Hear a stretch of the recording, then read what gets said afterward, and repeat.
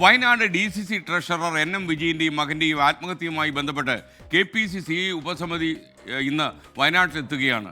തിരുവഞ്ചൂർ രാധാകൃഷ്ണൻ്റെ നേതൃത്വത്തിലുള്ള സമിതിയാണ് ഇന്ന് തെളിവെടുപ്പ് നടത്തുക. അതേസമയം IC ബാലകൃഷ്ണൻ രാജി ആവശ്യപ്പെട്ടും ആത്മഹത്യാക്കുറിപ്പിൽ പേരുള്ളവരുടെ അറസ്റ്റ് ആവശ്യപ്പെട്ടും CPIM ഇന്ന് വൈകുന്നേരം സുൽത്താൻ ബത്തേരിയിൽ നൈറ്റ് മാർച്ച് നടത്തും. വയനാട്ടിൽ നിന്ന് സുർജിത്ത് അയ്യപ്പത്ത് തത്സമയം ചേരുകയാണ്. Surjit, good morning. യഥാർത്ഥത്തിൽ കുറേ ദുരൂഹതകൾ ഈ ആത്മഹത്യയിൽ ബാക്കിയാണ്. അതൊക്കെ അനാവരണം ചെയ്യാൻ ഈ സമിതിക്ക് കഴിയുമോ? എന്താണ് വിവരം?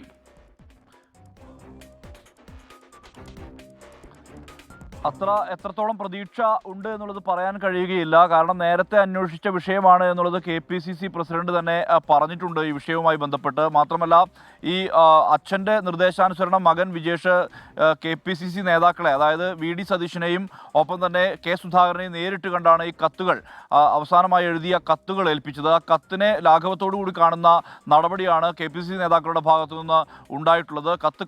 കത്ത് വായിച്ചിട്ടില്ല എന്ന് K സുധാകരൻ പറയുന്നു. VD സതീശൻ പറയുന്നത് ഭീഷണിപ്പെടുത്തുന്ന സ്വരത്തിലാണ് കുടുംബം സംസാരിക്കുന്നത് ഉൾപ്പെടെയുള്ള ആ തരത്തിലാണ് അവരുടെ പ്രതികരണം ഉണ്ടായിരിക്കുന്നത്. ഈ പാർട്ടി നേതൃത്വത്തിൽ നിന്ന് അച്ഛന് നീതി കിട്ടില്ല, കുടുംബത്തിനും നീതി കിട്ടില്ല എന്നുള്ളത് മക്കൾ തുറന്നു പറയുന്നു. ഈ ഒരു പശ്ചാത്തലം കൂടി നിലനിൽക്കുന്ന അവസ്ഥയിലാണ് ഇപ്പോൾ KPCC ഉപസമിതി തെളിവെടുപ്പിനായി വയനാട്ടിലേക്ക് എത്തുന്നത്. തിരുവഞ്ചൂർ രാധാകൃഷ്ണൻ, TN പ്രതാപൻ, സണ്ണി ജോസഫ്, അതോടൊപ്പം തന്നെ K ജയന്ത് എന്നിവർ ഉൾപ്പെടെയുള്ള 4 അംഗ സമിതിക്കാണ് രൂപം നൽകിയിരിക്കുന്നത്. ആ സമിതി ഇന്ന് രാവിലെ തന്നെ 10 മണിയോടുകൂടി DCC ഓഫീസിൽ എത്തുമെന്നുള്ളതാണ് നമുക്ക് ലഭ്യമാകുന്ന വിവരം. അവിടെ വെച്ച് നേതാക്കളുമായി കൂടിക്കാഴ്ച നടത്തും.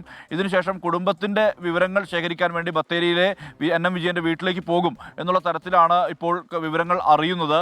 ഇത് എത്രമാത്രം നീതിയുക്തമായ വിധത്തിൽ അന്വേഷണം ഉണ്ടാകും എന്നുള്ളതാണ് കണ്ടറിയേണ്ടത്. കാരണം KPCC നേതാക്കൾ അവരുടെ നിലപാട് അവർ നേരത്തെ തന്നെ പ്രഖ്യാപിച്ചു കഴിഞ്ഞു. അതായത് കുടുംബം ഭീഷണിപ്പെടുത്തുന്നു, BJPയുടെയും CPMൻ്റെയും എല്ലാം സ്വാധീനത്തിന് വഴങ്ങുകയാണ് കുടുംബം എന്നുൾപ്പെടെയുള്ള ആക്ഷേപങ്ങൾ, അവഹേളനങ്ങൾ അത് കുടുംബത്തിനെതിരെ ഉന്നയിക്കുന്ന നിലയാണ് ഈ പ്രതിപക്ഷ നേതാവ് ഉൾപ്പെടെയുള്ളവർ നടത്തിയത്.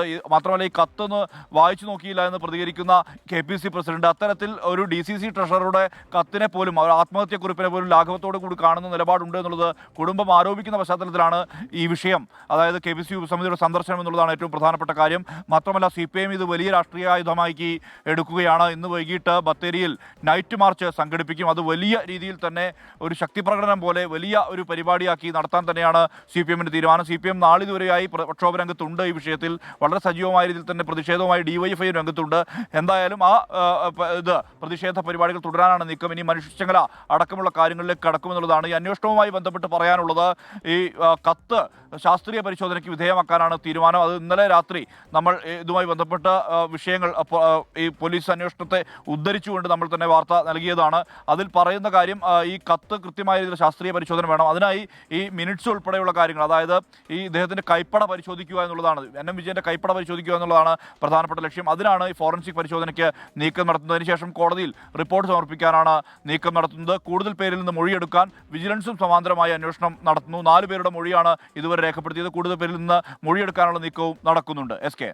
ഓക്കെ, സുർജിത്ത് അയ്യപ്പത്താണ് വയനാട്ടിൽ നിന്ന് വിവരങ്ങൾ നൽകിയത്. എന്തായാലും ഈ ആത്മഹത്യക്ക് പിന്നിലെ രാഷ്ട്രീയം എന്താണെന്ന് കണ്ടെത്താനുള്ള തത്രപ്പാടിലാണ് പലരും. അതേസമയം ഇതിൽ നിന്ന് രാഷ്ട്രീയ നേട്ടമുണ്ടാക്കാനും ആളുകൾ ശ്രമിക്കുന്നു.